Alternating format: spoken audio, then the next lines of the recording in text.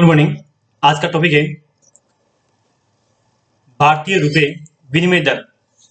मुद्रा के उतार चढ़ाव के बारे में अपन जानकारी प्राप्त करेंगे। विनिमय दर क्या है? अब ये विनिमय दर उतार चढ़ाव क्यों होता है, क्या कारण है इसके बारे में अपन जानकारी प्राप्त करेंगे। किसी भी देश में मुद्रा में उतार चढ़ाव अधिकांश मुख्यतः अर्थव्यवस्था में अस्थायी विनिमय दर प्रणाली का एक स्वाभाविक परिणाम है। भारतीय अर्थव्यवस्था और व्यापार पर रुपए में होने वाले उतार चढ़ाव के कारण पड़ने वाले प्रभाव के बारे में जानकारी होना बहुत जरूरी है, क्योंकि यह देश की अर्थव्यवस्था को महत्वपूर्ण रूप से प्रभावित करता है। भारतीय रुपए दर पर उतार चढ़ाव के बारे में अपन इसमें जानकारी प्राप्त करेंगे। तो इसके अंदर कुछ मैंने आपको पॉइंट दिए हुए वो मैं आपको बताता हूं। विनिमय दर, विदेशी विनिमय दर, जिस दर पर एक मुद्रा का दूसरे मुद्रा के लिए विनिमय किया जाता है। जैसे मैं ये बात करता हूं, भारत का रुपया अमेरिका के डॉलर के रूप में अपन को लेन देन करना है, मुझे डॉलर खरीदना है, तो मुझे कितने रुपए देने पड़ेंगे तब जाके मैं $1 ले सकता हूं, या कितने डॉलर के बराबर $1 होगा, ये विनिमय दर कहलाती है, जिसे विदेशी मुद्रा दर या विदेशी मुद्रा दर के रूप में जाना जाता है। किसी अन्य के खिलाफ एक मुद्रा की विदेशी मुद्रा विनिमय दर कई कारणों से प्रभावित हो सकती है, जिसके अंदर कुछ कारण मैं आपको बताऊंगा, वो इसके अंदर इंपॉर्टेंट पॉइंट है। आपूर्ति और मुद्रा की मांग, कितनी पूर्ति हो रही है और कितनी उसकी मांग हो रही है, ये सबसे इंपॉर्टेंट है। मांग और पूर्ति, अपन को डॉलर की कितनी आवश्यकता है और वो कितनी पूर्ति देना चाहता है। जैसे अपन को टमाटर लेने हैं, तो टमाटर में कितने किलो चाहिए मेरे को और वो कितने भाव से देना तैयार है। तो दोनों बातें इसमें इंपॉर्टेंट चीजें, मांग और पूर्ति। दूसरा है आर्थिक प्रदर्शन, तीसरा है राजनीतिक स्थिरता, चौथा है मुद्रास्फीति के लिए आउटलुक। ठीक है, नेक्स्ट है पांचवा, ब्याज दर का अंतर कितना है, ये भी सबसे इसमें इंपॉर्टेंट पॉइंट है। नेक्स्ट इसमें पॉइंट दिया हुआ है पूंजी प्रवाह, ये भी सबसे इंपॉर्टेंट पॉइंट है। और लास्ट में है तकनीकी सहायता आदि।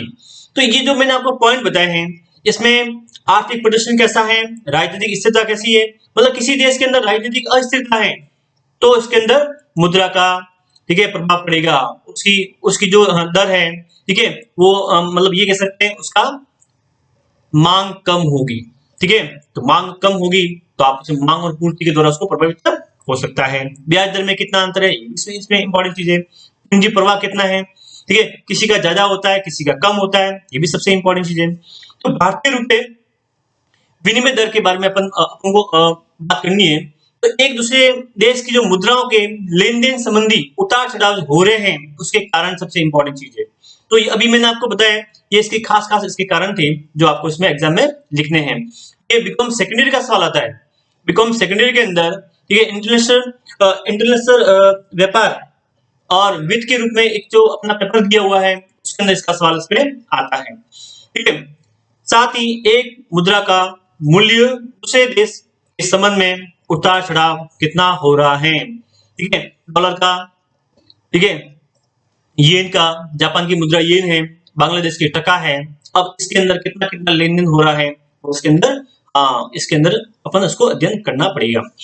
1991 में शेष राशि के भुगतान के बाहरी संकट से पहले भारतीय रुपया अमेरिकी डॉलर के वर्चस्व वाली मुद्राओं की एक टोकरी के बराबर था, जो 1991 के संकट ने भारतीय रिजर्व बैंक को कुछ बाजार उन्मुख आर्थिक सुधारों को लागू करने के लिए मजबूर किया, जो 1993 के बाजार आधारित विनिमय दर प्रणाली के लिए एक बड़ी पारी थी। मतलब 1991 के अंदर आर्थिक सुधार हुआ, जो सेकंड जनरेशन भी हुआ 1998 के अंदर, और इसके बाद में ये काफी देश के अंदर आर्थिक सुधार हुए हैं और लोगों का जीवन स्तर ऊपर उठा हुआ है।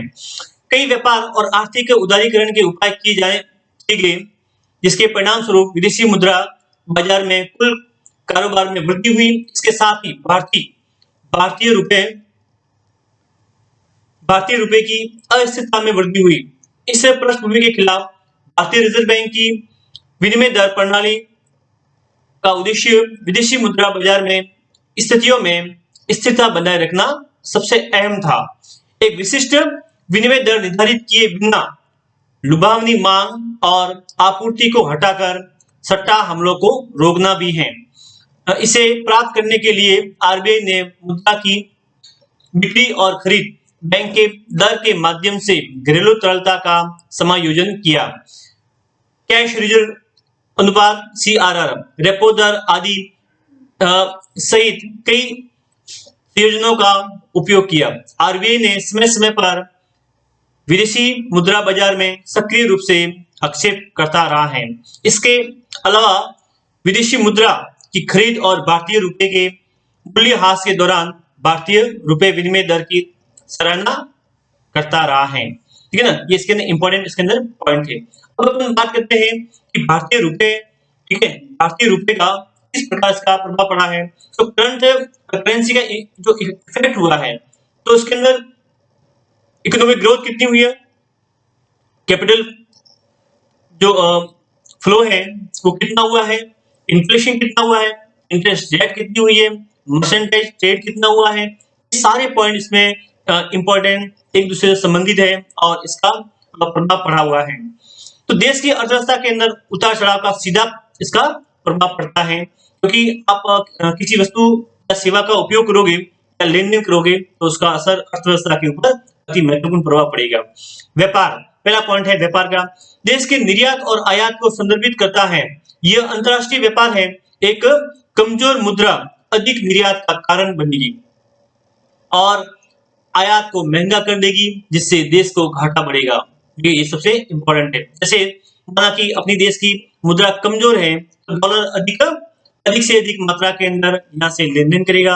अपना रुपया मजबूत होगा तो वो कम से कम लेना पसंद करेगा, क्योंकि हर व्यक्ति यही चाहता है, हर देश यही चाहता है कि कम से कम पैसा देकर अधिक से अधिक सामान खरीदा जाए।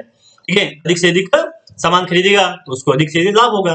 ठीक है, आर्थिक वृद्धि, किसी अर्थव्यवस्था की जीडीपी की गणना अपन करते हैं तो अपन के अपने पास में क्या है, CIG, C plus I plus G। C मतलब खपत कितना हुआ, कंजप्शन कितना हुआ, I मतलब पूंजी इन्वेस्टमेंट, मतलब इसमें क्या पूंजी इन्वेस्टमेंट कैपिटल इन्वेस्टमेंट कितना हुआ, और G मतलब कितना खर्च हुआ, गवर्नमेंट ने इसने खर्च कितना हुआ। और उसके बाद में X माइनस M, जो आपको मैंने पहले बताया हुआ है, X माइनस M मतलब X मतलब निर्यात और माइनस आयात कितना हुआ। तो ये अपने इसमें आर्थिक वृद्धि को बताता है कि आपने कितना माल आपने निर्यात किया है और कितना माल आपने आयात किया है। यदि आपने निर्यात अधिक किया है इसका मतलब आपने माल अधिक बेचा है, और माल अधिक बेचा है आपने आय अधिक कमाई है, आय अधिक हुई मतलब आपने लाभ कमाया है। लाभ कमाते हैं तब आपको आपका जीवन स्तर ऊपर उठता है, आर्थिक वृद्धि का सूचक माना जाता है। ठीक है, नेक्स्ट पॉइंट है पूंजी प्रवाह। मजबूत सरकार वाले देश, गतिशील अर्थव्यवस्था और स्थिर मुद्राएं विदेशी पूंजी के उच्च प्रभाव को आकर्षित करती है। यदि किसी राष्ट्र के पास में स्थिर मुद्रा नहीं है तो मुद्रा के मूल्यह्रास, जारी विनिमय घाटे के कारण निवेशक उसमें पैसा नहीं लगाते हैं। ठीक है ना, सबसे इंपॉर्टेंट है पूंजी प्रवाह के अंदर सबसे इंपॉर्टेंट पॉइंट है कि किसी देश के अंदर मुद्रा ह्रास ज्यादा हो रहा है तो दूसरे देश की जो निवेशक है वो यहाँ पर पैसा नहीं लगाएंगे। ये इसके अंदर इंपॉर्टेंट पॉइंट है। नेक्स्ट पॉइंट है मुद्रास्फीति, इन्फ्लेशन। उन देशों में जो पर्याप्त आयातक है, एक अवमूल्यन मुद्रा के परिणाम स्वरूप मुद्रास्फीति भी हो सकती है। घरेलू मुद्रा के मूल्य में गिरावट से आयातित उत्पादों की कीमत अधिक हो सकती है। ठीक है ना, ये भी इसके अंदर इंपॉर्टेंट है।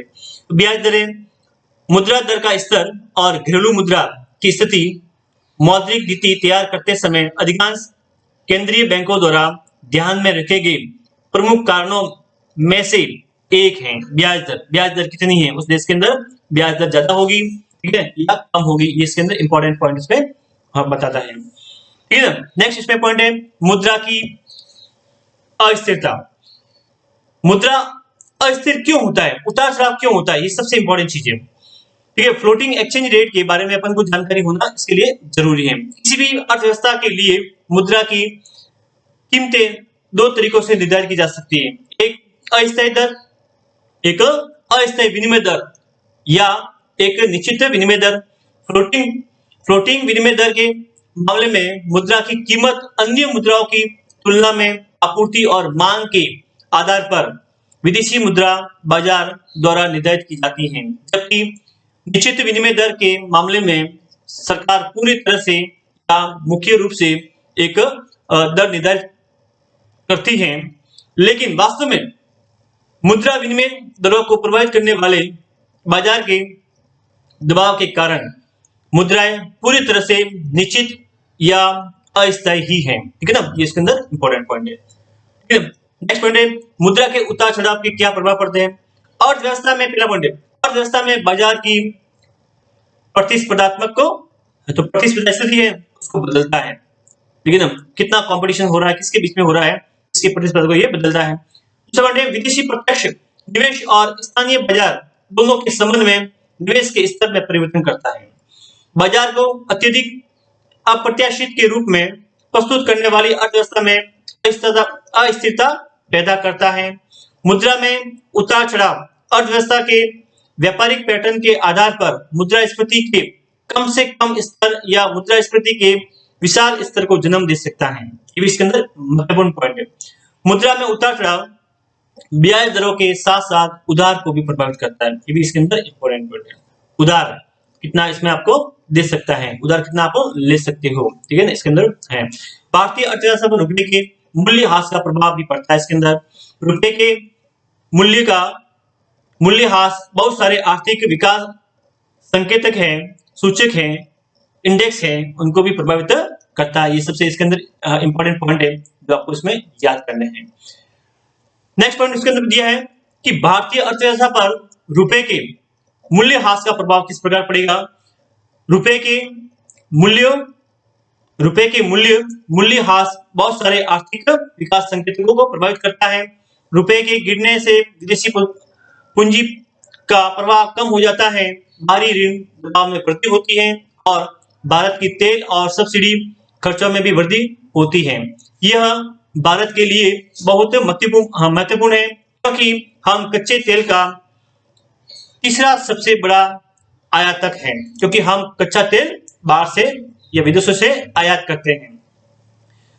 रुपए के मूल्य में कमी का सबसे सकारात्मक प्रभाव निर्यात में वृद्धि करना ही है और आयात में कमी करना, जिससे चालू खाता घाटा में सुधार हो सके।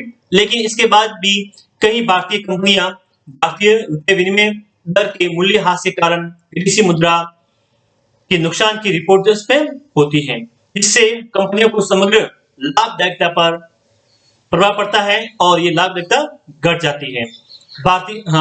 भारतीय रिजर्व बैंक ऑफ इंडिया ने समय समय पर ये प्रतिक्रियाओं के साथ में रुपए की गिरावट के संबंध में जवाब दिया है, लेकिन रुपए के मूल्य में इस प्रकार अनिश्चितता की पृष्ठभूमि में और निवेशक जो अमेरिकी डॉलर में निवेश करना पसंद करते हैं, एक कमजोर रुपया भारत के निर्यातकों के लिए प्रतिस्पर्धा को बढ़ा सकते हैं। इसलिए कमजोर रुपए के अंदर बहुत कम इसमें निवेश करना पसंद करते हैं, क्योंकि वे डॉलर के मामले में खरीदार के लिए उत्पादों को सस्ता बनाते हैं। तो ये इसके अंदर कुछ इसमें इंपॉर्टेंट पॉइंट थे जो मैंने आपको बताया। आपको इसके अंदर सवाल आता है, हालांकि ये 7 नंबर का सवाल आता है कि भारतीय रुपए विनिमय दर मुद्रा के उतार चढ़ाव के प्रभाव के बारे में अपन को पूर्ण जानकारी अपन को प्राप्त करनी है, तो अपन को थोड़ा इसमें पढ़ना पड़ेगा। ठीक है ना, ये एक 7 नंबर का सवाल आता है बीकॉम सेकेंडरी का, जो सेकंड पेपर है ग्रुप सेकंड का सेकंड, उसके अंदर इंटरनेशनल ट्रेड एंड फाइनेंस के अंदर इसमें सवाल आता है जो आपको करना है। इस संबंध में आपकी कोई प्रतिक्रिया है, आप कमेंट है, शेयर करना, लाइक करना, और कोई प्रॉब्लम है तो मुझे आपको बताना। Thank you.